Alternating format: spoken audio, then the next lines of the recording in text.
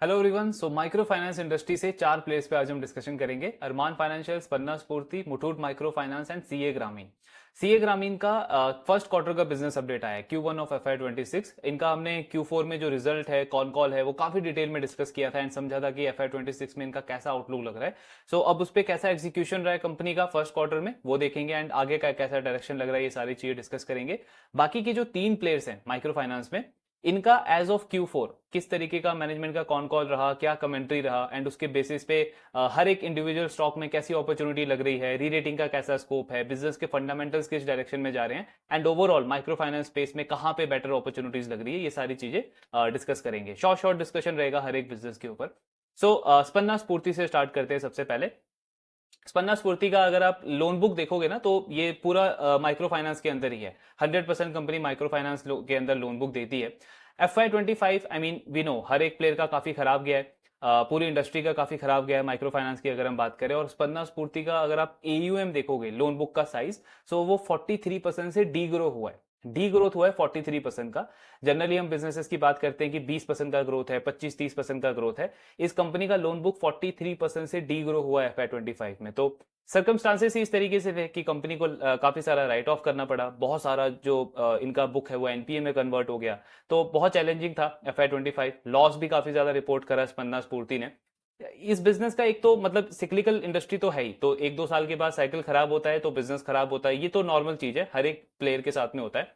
स्पन्ना स्फूर्ति के साथ में एक और बड़ा चैलेंज है इनका कॉर्पोरेट गवर्नेंस का। मतलब आप हर थोड़े टाइम में ना कुछ अजीब चीजें देखते हो इनके इनके मैनेजमेंट के साथ में। जैसे अभी जो इनके CEO थे जिन्होंने पिछले माइक्रो फाइनेंस साइकिल से काफी अच्छे तरीके से बिजनेस को लीड किया, कंपनी प्रॉफिट में आई, ग्रोथ भी ऑलमोस्ट 30-35% से कंपनी कर रही थी। अब सडनली उन CEO ने रिजाइन कर दिया। तो इस तरीके के इश्यूज भी होते हैं जिसकी वजह से मार्केट का इसके स्टॉक के ऊपर, इसके बिजनेस के ऊपर वैसा कन्विक्शन बनता नहीं है। मतलब जब माइक्रो फाइनेंस साइकिल बहुत अच्छा भी कर रहा होता है ना, तब भी आप देखोगे इसको वैसा प्रीमियम वैल्यूएशन नहीं मिलता। आई मीन बैंक से भी कम इसको प्राइस टू बुक मिलता है। ये सारे इनके फंडामेंटल इश्यूज रहते हैं। अभी वो CEO जा चुके हैं, कंपनी नया नया CEO अभी आई थिंक ढूंढ रही है, कोई नया लीडरशिप रोल में इनका चेंजेस होगा। एक और चीज नेगेटिव क्या हुई है स्पन्ना स्फूर्ति के साथ में, लास्ट 2-3 मंथ्स के अंदर इनका जो क्रेडिट रेटिंग एजेंसीज होती है ना, जो रेटिंग रिपोर्ट निकालती है बिजनेसेस का, इनका 2 बार रेटिंग डाउनग्रेड हो गया है। अभी आई थिंक जुलाई के फर्स्ट वीक के अंदर ही क्रिसिल ने इनका रेटिंग रिपोर्ट निकाला है, डाउनग्रेड किया है रेटिंग को। और उसके रीजंस भी हैं, कंपनी लॉस में चली गई है, इतना ज्यादा लॉस रिपोर्ट किया, AUM का डी ग्रोथ हो गया, CEO सडनली रिजाइन कर गया, तो इन सारे इश्यूज की वजह से रेटिंग भी डाउनग्रेड हुआ है कंपनी का। ये सब नेगेटिव पार्ट है। अच्छी चीज क्या है? अच्छी चीज ये है कि जैसे हमने बाकी माइक्रो फाइनेंस कंपनीज में देखा है कि उनका बुक अब धीरे धीरे स्टेबल होता जा रहा है। अगर हम एसेट क्वालिटी की बात करें, मतलब जो फ्रेश स्लीपेजेस हैं उसमें थोड़ा सा कंट्रोल दिख रहा है। इनका भी Q3 से Q4 में उस चीज को देखने को मिला। X bucket collection efficiency improve हुआ। प्लस मैनेजमेंट FY26 के लिए एक ग्रोथ भी इन्होंने इन्होंने अपना टारगेट रखा है। 20 से 22% का AUM का ग्रोथ ये टारगेट कर रहे हैं FY26 के लिए। अभी तक हमने जितनी भी माइक्रो फाइनेंस कंपनीज को डिस्कस किया है ना, चाहे NBFC हो या small finance bank, small finance bank तो बिल्कुल ही मतलब एक तरीके से दूर भाग रहे हैं माइक्रो फाइनेंस से। जो NBFCs भी हैं माइक्रो फाइनेंस में, किसी ने इतना एग्रेसिव ग्रोथ टारगेट दिया नहीं है अभी तक। अगर हम लोन बुक की बात करें तो इनकी कंपनी 20 से 22% का ग्रोथ टारगेट कर रही है फॉर FY26। एंड इनको ये पूछा भी गया कि आप किस बेसिस पे मतलब इतना बड़ा ग्रोथ टारगेट कर रहे हो FY26 में, जबकि इंडस्ट्री इतने अच्छे तरीके से तो अभी तक रिवाइव नहीं हुई है। अच्छी चीज ये है कि मैनेजमेंट कह रहा है कि हम बोरोअर एडिशन के बेसिस पे ग्रोथ देख रहे हैं। मतलब ऐसा नहीं कि एग्जिस्टिंग बोरोअर्स को आप ज्यादा टिकट साइज का लोन देके ग्रो करोगे, बिकॉज इस सेगमेंट में वो रिस्की है। तो वैसा नहीं है, इनका स्ट्रैटेजी है कि नंबर ऑफ कस्टमर्स को हम बढ़ाएंगे, न्यू टू क्रेडिट बोरोअर्स को भी ऐड करेंगे और वहां से हमारा लोन बुक ग्रोथ को हम टारगेट कर रहे हैं। तो इस तरीके का इन्होंने गाइडेंस दिया है। प्रॉफिटेबिलिटी या ROA का नंबर या मार्जिन का नंबर, ROE का नंबर, इन सारी चीजों पे मैनेजमेंट ने कोई कमेंट किया नहीं है। हालांकि मानना इनका भी वही है कि जो सेकंड हाफ होगा FY26 से, वहां से नंबर्स में अच्छा रिफ्लेक्शन देखने को मिलेगा, प्रॉफिटेबिलिटी में इंप्रूवमेंट देखने को मिलेगा। और FY26 को ये एक नॉर्मलाइजेशन ईयर की तरह देख रहे हैं, यानी जो चीज बहुत खराब हुई FY25 में FY26 में एक हमको नॉर्मलाइजेशन देखने को मिलेगा। प्लस ये फंड रेजिंग भी कर रहे हैं। अप्रूवल तो इन्होंने आई थिंक 750 करोड़ का लिया है राइट इशू का, और प्रोमोटर भी उसमें पार्टिसिपेट करेंगे। लेकिन एग्जैक्ट कंपनी कितना फंड रेज करेगी ये अभी कुछ टाइम में अपडेट आएगा। ये सारी चीजें हैं स्पन्ना स्फूर्ति के साथ में। मतलब देख के वही लग रहा है कि इनका भी जो वर्स्ट पार्ट था वो जा चुका है। धीरे धीरे चीजें इंप्रूव होती हुई दिख रही है। जो Q1 अभी चल रहा है उसमें अप्रैल और मई में इन्होंने बताया कि क्योंकि फर्स्ट क्वार्टर सीजनली वीक होता है लैंडिंग कंपनीज के लिए, मतलब लोन का डिसबर्समेंट भी इतना ज्यादा नहीं होता, कस्टमर से थोड़ा बहुत रिकवरी भी स्लो रहता है। मतलब हर एक फाइनेंशियल ईयर में होता है, ऐसा नहीं कि इस बार कुछ नया है। तो कंपनी कह रही है कि Q1 में कलेक्शन एफिशिएंसी में वैसा इंप्रूवमेंट नहीं दिख रहा हमको जैसा Q4 में देखने को मिला था, बट ये नॉर्मल ट्रेंड है, ये हर साल होता है। तो इस तरीके का इनका कमेंट्री रहा है। अब अगर आप इनका स्टॉक का प्राइस टू बुक देखोगे ना तो 0.8 के आसपास है, बुक वैल्यू से काफी नीचे ये स्टॉक ट्रेड कर रहा है।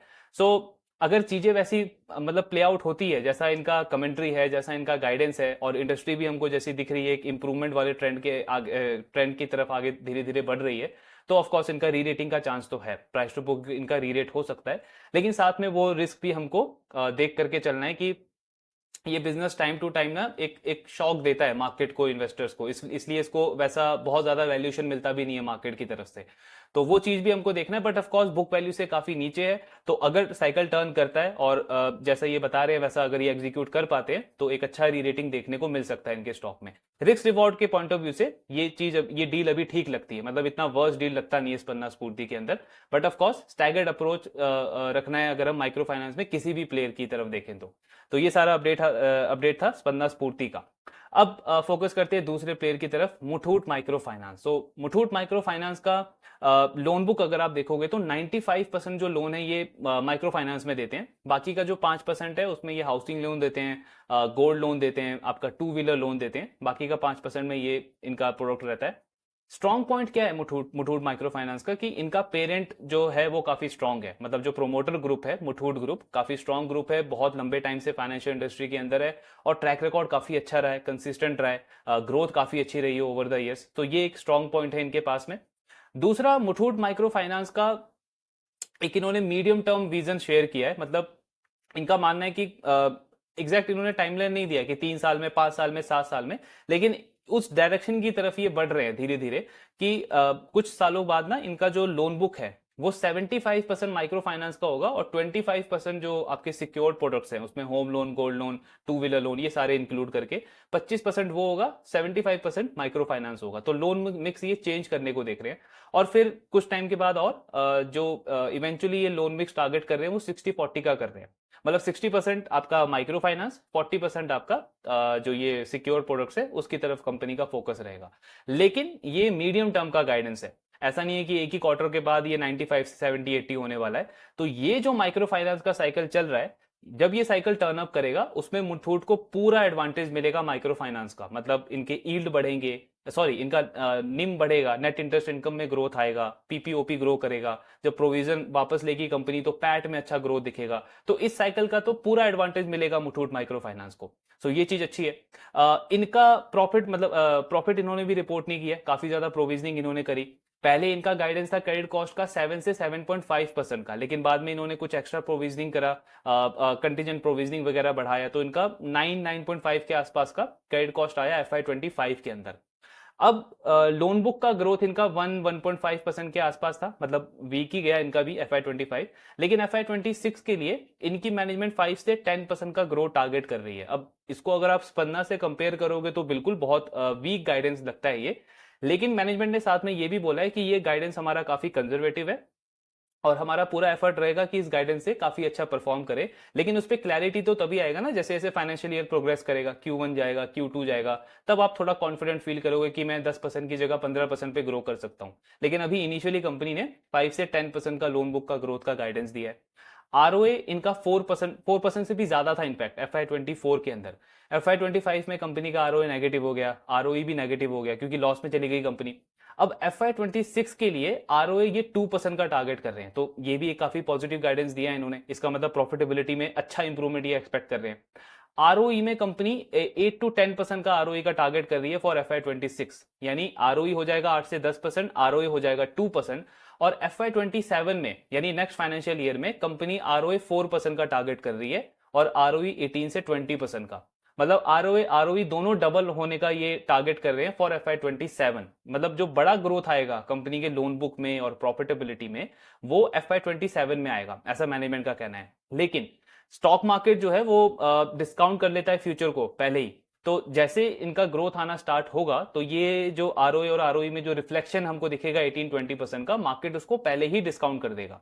तो अभी के बेसिस पे अगर आप मुथूट माइक्रो फाइनेंस को देखोगे तो मैनेजमेंट का कमेंट्री काफी अच्छा है, पॉजिटिव कमेंट्री है, और हर एक पैरामीटर पे इन्होंने गाइड किया है, सिर्फ लोन बुक का ग्रोथ नहीं दिया है, आरओए और आरओई पे भी बात करी है, प्लस क्रेडिट कॉस्ट पे भी मैनेजमेंट ने काफी पॉजिटिव गाइडेंस दिया है।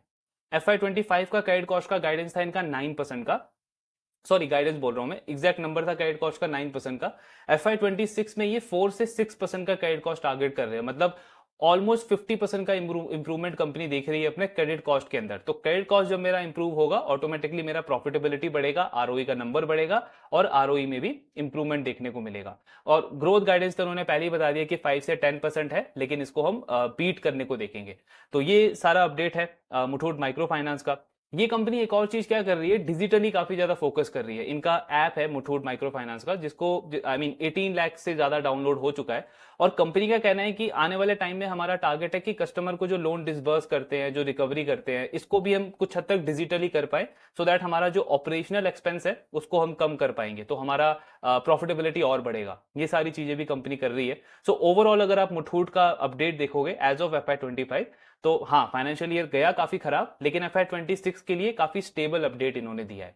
स्टॉक का प्राइस टू बुक 1 के आसपास है, बुक वैल्यू पे ही ये स्टॉक करंटली ट्रेड कर रहा है। अब क्योंकि स्टॉक अभी रिसेंटली ही इनका लिस्ट हुआ है, मतलब ज्यादा हमारे पास हिस्ट्री नहीं है कि जब माइक्रो फाइनेंस का साइकिल टर्न अप होता है तो मार्केट इनके स्टॉक को कितना वैल्यू करता है, लेकिन कॉमन सेंसिकली अगर हम सोचे तो बिल्कुल समझ में आता है कि जब बिजनेस का आरओई इंप्रूव होगा, आरओई इंप्रूव होगा, पेरेंट एडवांटेज है इनके पास में, कैपिटल एडिक्वेसी रेशियो अगर आप देखोगे तो आई थिंक इनका 27% के आसपास है, तो ये सारी चीजें काफी अच्छी है। तो डेफिनेटली आरओ मतलब प्राइस टू बुक भी कंपनी का रीरेट होना चाहिए, और 1 का प्राइस टू बुक तो मतलब एक और सेफ्टी देता है, मतलब डाउनसाइड रिस्क यहाँ पे भी काफी कम लगता है, रिस्क रिवॉर्ड अच्छा है मुथूट के अंदर भी। बट ऑफकोर्स ट्रैक करते रहना है और देखते हैं आने वाले क्वार्टर्स में आगे इनका कैसा परफॉर्मेंस रहता है। देन जो तीसरा प्लेयर है अरमान फाइनेंशियल, उस पर बात करते हैं। सो अरमान फाइनेंशियल एक्चुअली पूरे माइक्रो फाइनेंस इंडस्ट्री के अंदर अगर आप देखोगे ना तो सबसे बैलेंस्ड प्लेयर है। मतलब इस बिजनेस को काफी अच्छे से पता है कि कब हमको गियर चेंज करना है और कब हमको एकदम से शटर डाउन करना है।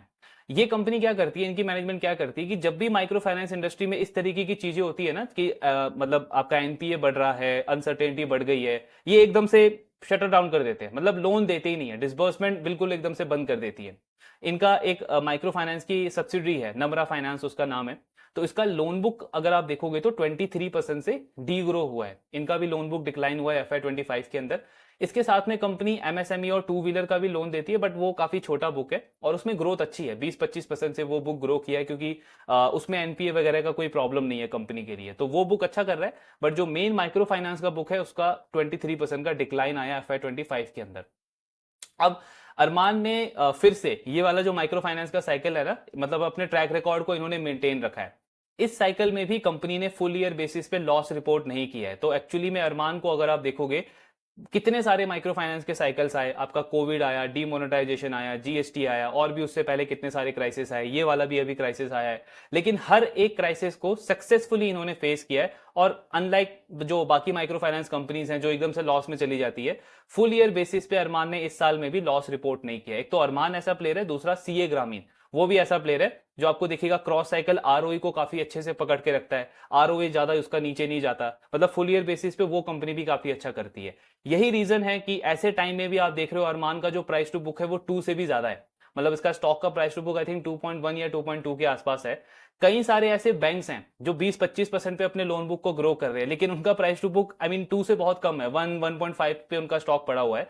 और अरमान फाइनेंशियल एक माइक्रो फाइनेंस लेंडर है, माइक्रो फाइनेंस इंडस्ट्री काफी वर्स्ट साइकिल से जा रहा है, लेकिन मार्केट इसके स्टॉक को 2 का प्राइस टू बुक दे रहा है। तो ये आपको ट्रस्ट दिखाता है कि मार्केट कितना ज्यादा ट्रस्ट करता है इनके मैनेजमेंट के ऊपर। एक तो ये प्रोमोटर ड्रिवन कंपनी है, जो ये आलोक पटेल जी, विवेक मोदी जी, ये दोनों जो हैं इस कंपनी को रन कर रहे हैं काफी टाइम से, और इन्होंने ये सारा क्राइसिस फेस किया है, तो उसकी वजह से भी एक कन्विक्शन बनता है कि मैनेजमेंट काफी स्ट्रांग है, उनका एक्सपीरियंस है और उन्होंने करके दिखाया है पास्ट में इतने सारे साइकिल्स में सक्सेसफुली। तो अभी ये कंपनी वही कर रही है, लोन डिसबर्समेंट बिल्कुल नहीं कर रही है, और कॉन कॉल में इनको ग्रोथ पे पूछा भी गया कि FY26 में क्या ग्रोथ वगैरह का टारगेट है, तो मैनेजमेंट ने बिल्कुल अभी मना कर दिया कि हम ग्रोथ पे कमेंट कर ही नहीं सकते, बिकॉज जब तक हमको ये नहीं दिखेगा कि साइकिल टर्न अप होना स्टार्ट हो चुका है, इंडस्ट्री में चीजें अब स्टेबल हो चुकी हैं, तब तक हम ग्रो करेंगे ही नहीं। Q1 जो है, Q1 जब आएगा आपका कॉन कॉल होगा, उसमें मैनेजमेंट का कहना है कि हम थोड़े बेटर पोजीशन में होंगे ग्रोथ वगैरह पे बात करने में, लेकिन अभी ग्रोथ पे कोई गाइडेंस नहीं, ROE पे कोई गाइडेंस नहीं, प्रॉफिट वगैरह इन सब पे कोई गाइडेंस, कोई कमेंट्री नहीं दिया है मैनेजमेंट ने। अच्छी चीज ये है कि कलेक्शन एफिशिएंसी इनका भी इंप्रूव हुआ है Q3 से कंसिस्टेंटली, ये भी काफी अच्छे अच्छे स्टेज में चल रहे हैं। और इनके जो मेन स्टेट्स हैं लाइक यूपी हो गया, बिहार हो गया, आपका महाराष्ट्र वगैरह हो गया, वहां पे कंपनी कह रही है कि कुछ कंपनी से हमको सुनने को मिला है कि उनका डेलिक्वेंसी बढ़ा है, लेकिन हमारे केस में ऐसा नहीं है, हमारा वहां पे एसेट क्वालिटी इंप्रूव होता हुआ दिखा है। प्लस कर्नाटका जहां पे वो ऑर्डिनेंस आया, उससे काफी सारे प्लेयर्स को प्रॉब्लम आया एसेट क्वालिटी में, इस कंपनी का वहां पे एलोकेशन ही नहीं है। आई मीन हार्डली 1% या उससे भी कम का एलोकेशन है कर्नाटका में, तो ये भी अच्छी चीज है अरमान के साथ में। प्लस क्योंकि इनकी मैनेजमेंट इतनी पुरानी है इस इंडस्ट्री में और इन्होंने इतने सारे साइकिल सक्सेसफुली फेस किए हुए हैं, तो जब इनका कॉन कॉल आप सुनोगे ना, तो आपको बहुत इंटरेस्टिंग इनसाइट्स मिलती है। मतलब है तो ये छोटा प्लेयर, माइक्रो कैप प्लेयर आप बोल सकते हो एक तरीके से, इनका लोन बुक का साइज भी बहुत छोटा है, लेकिन ये ऐसे इनसाइट शेयर करते हैं जैसे आप एनबीएफसी में जब आप बजाज फाइनेंस का कॉन कॉल सुनते हो तो आपको समझ में आता है कि एनबीएफसी इंडस्ट्री में क्या चल रहा है।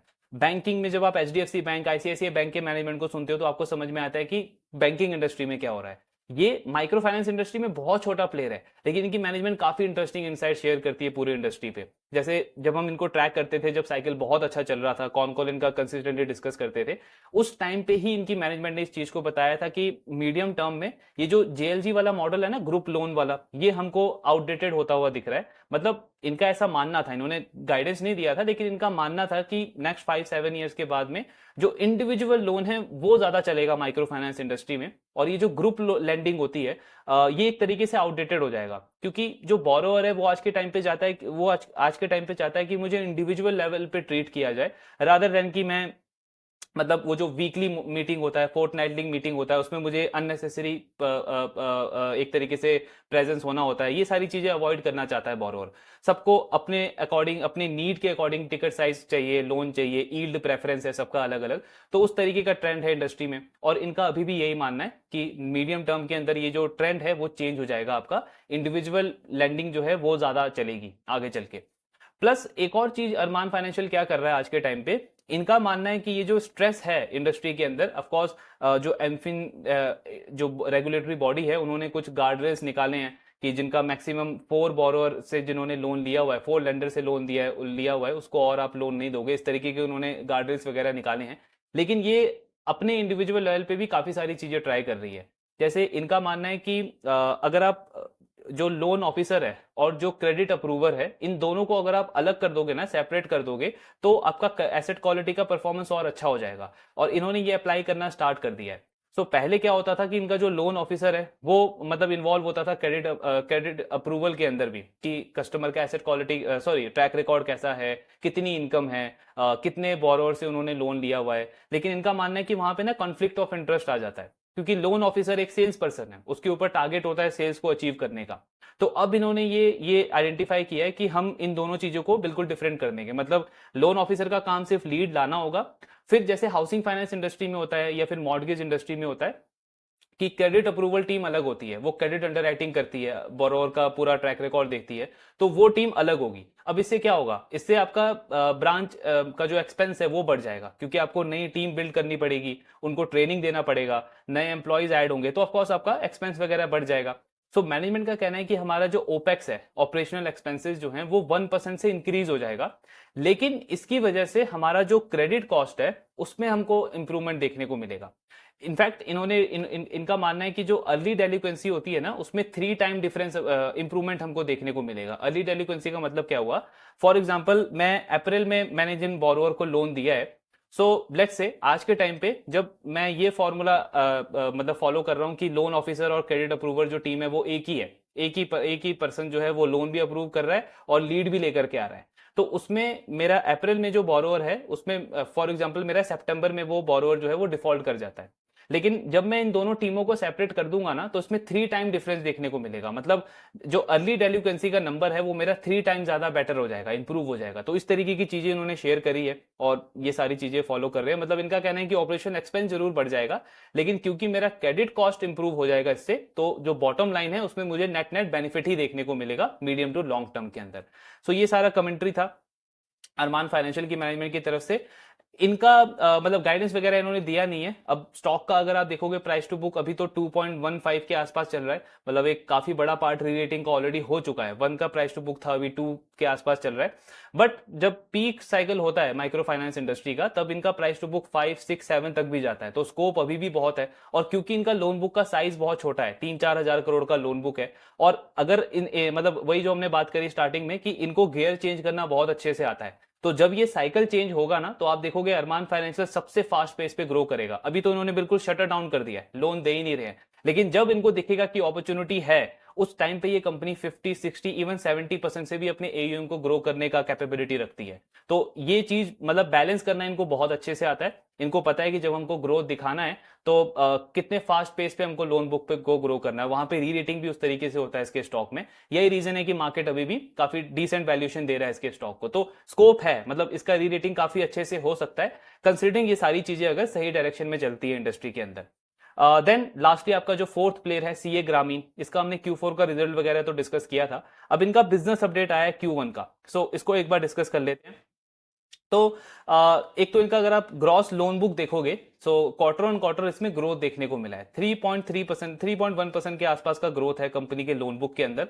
ये अच्छी चीज है, क्योंकि हमने डिस्कस किया था इनके कॉन कॉल में, मैनेजमेंट ने FY26 में 14 से 18% का लोन बुक का ग्रोथ का गाइडेंस दिया है। तो सीक्वेंशियली अगर आप देखोगे, हालांकि Q1 बहुत अच्छा क्वार्टर नहीं होता है, फिर भी 3% का ग्रोथ है लोन बुक में, तो ये एक अच्छा नंबर आया है कंपनी की तरफ से। देन इनका पोर्टफोलियो 0+ या 30+ या 60+ या 90+, ये सारे मैट्रिक्स अगर आप देखोगे तो सब में इंप्रूवमेंट है। 6.9 से 5.9% हो गया। अब एक पेन पॉइंट वही है इनका सीए ग्रामीण का, कर्नाटका वाला।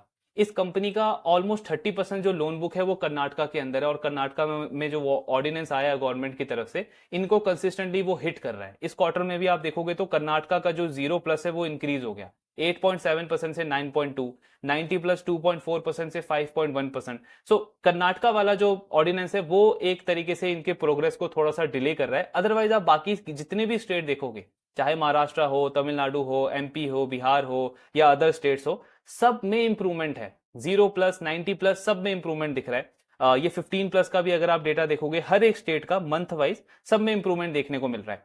प्लस यहाँ पे इन्होंने इंडिविजुअल स्टेट्स का भी शेयर किया है, ये 15+ नंबर है। तो आपको दिखेगा कर्नाटका में 0+ तो इंक्रीज हुआ है कंपनी का, 8.7 से 9.2% पे आया है।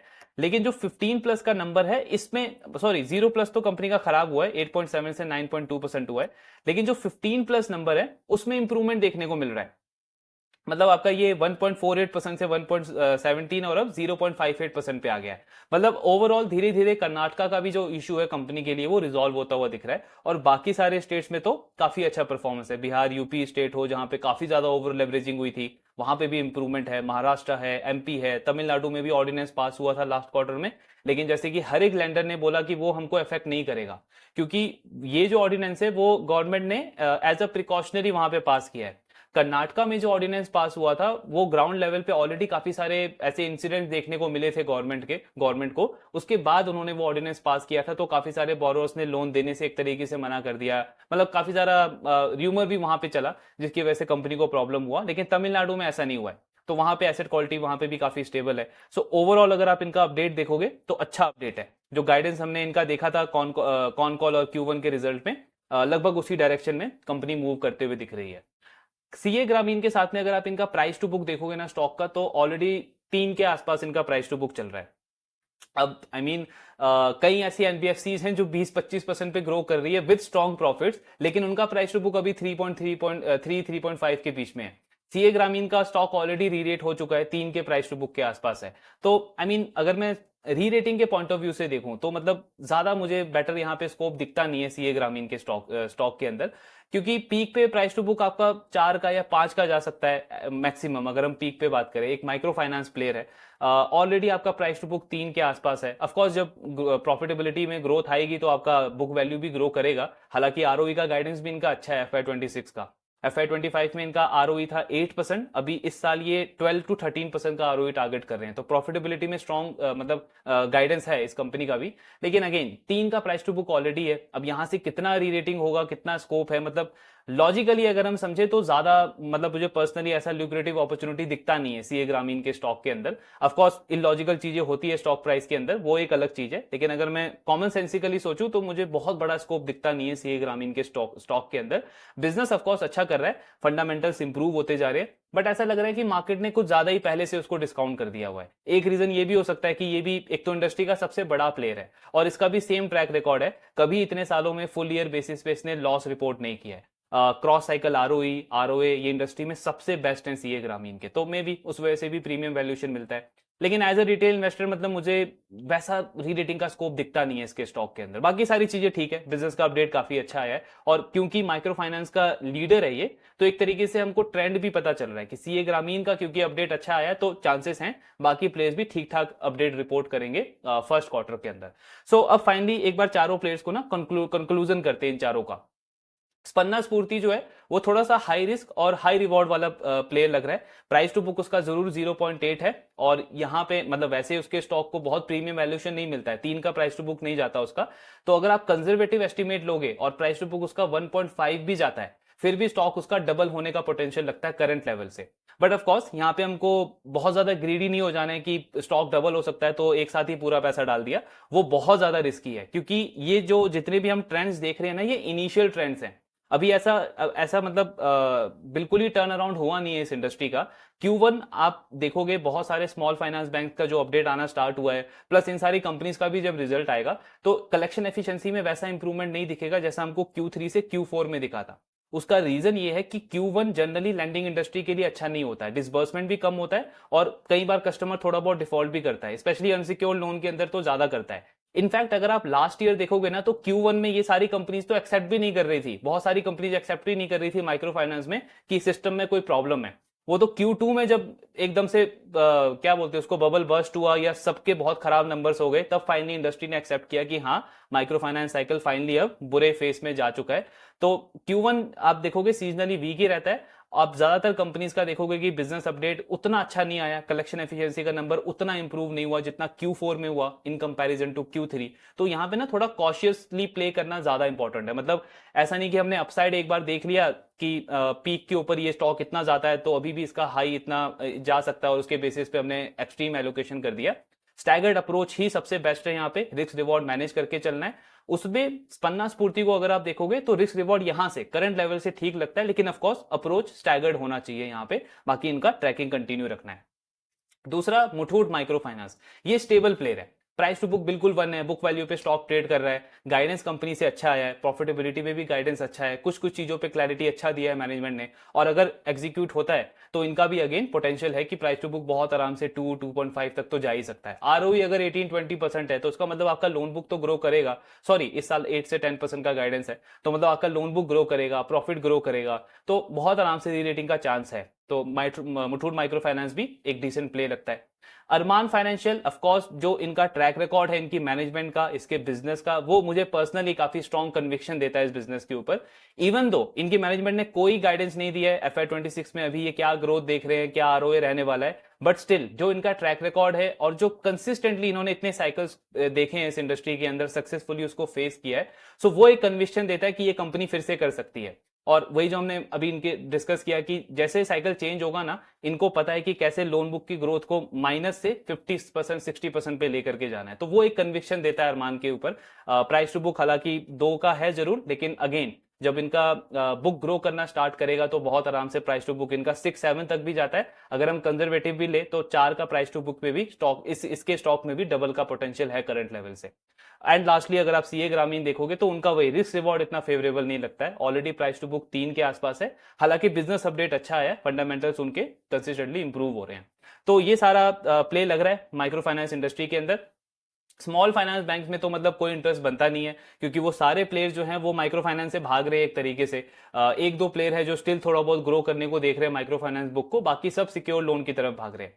और यहाँ पे अगर आप देखोगे एनबीएफसी माइक्रो फाइनेंस में, तो उन प्लेयर पे फोकस करना जरूरी है जिनका ज्यादा री रेटिंग नहीं हुआ है, बुक का साइज छोटा है, मैनेजमेंट की कमेंट्री थोड़ी थोड़ी पॉजिटिव होती हुई दिख रही है, एंड आगे एक अच्छा री रेटिंग का स्कोप दिख रहा है। बट अगेन कॉशियसली प्ले करना बहुत ज्यादा जरूरी है, एंड अगर ज्यादा कंफ्यूजन है तो बेटर है कि दो प्लेयर के साथ में मैं प्ले कर रहा हूं इस पूरे थीम को, इस पूरे साइकिल को, क्योंकि आई मीन अनसर्टेनिटी तो है ही ना। अगर कल को चल के सितंबर में फिर से हमको पता लगता है पिछले साल की तरह कि वापस से कुछ प्रॉब्लम स्टार्ट हो गया है, जैसा रिकवरी होना स्टार्ट हुआ था फिर से प्रॉब्लम आना स्टार्ट हो गया, तो आप देखोगे इतने ही फास्ट पेस पे मार्केट इनको दोबारा पनिश करना भी स्टार्ट करेगा।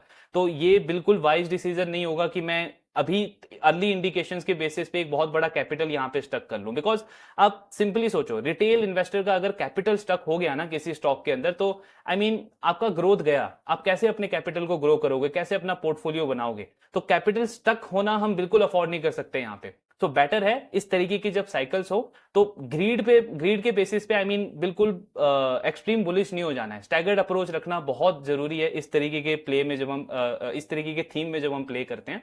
सो अभी अर्ली इंडिकेशंस अच्छे हैं, चारों कंपनीज अच्छा लग रहा है, चारों नहीं सॉरी तीनों कंपनीज अच्छी लग रही है स्टॉक के पॉइंट ऑफ व्यू से। बिजनेस अपडेट सीए ग्रामीण का भी अच्छा है, बाकी इनका ट्रैकिंग हमको कंटिन्यू रखना है। Q1 के रिजल्ट आएंगे, वन बाय वन सबका डिस्कस करेंगे एंड देखेंगे आगे किस तरीके का आउटलुक बनता है। बाकी आपके जो डाउट्स है शेयर करते रहिए। एक और इंपॉर्टेंट पॉइंट, सो अभी FY25 और Q4 FY25 तो कंप्लीट हो चुका है, तो एक फाइनल वीडियो हम करेंगे जिसमें मेरे जितने भी सेक्टर्स हैं जिनको मैं ट्रैक करता हूं, उनमें जो बेस्ट अपॉर्चुनिटीज हैं उनको हम डिस्कस करेंगे, जो हमने लास्ट क्वार्टर से स्टार्ट किया था। इस क्वार्टर में ऑफकोर्स थोड़ा सा डिले हो गया, तो उसके बाद हम फाइनली Q1 के जितने भी कंपनीज के अपडेट आ रहे हैं और रिजल्ट वगैरह आगे आएंगे, उसको हम कंसिस्टेंटली डेली बेसिस पे डिस्कस करना स्टार्ट करेंगे। बाकी आपके जो डाउट्स है आप शेयर करते रहिए। Thank you very much.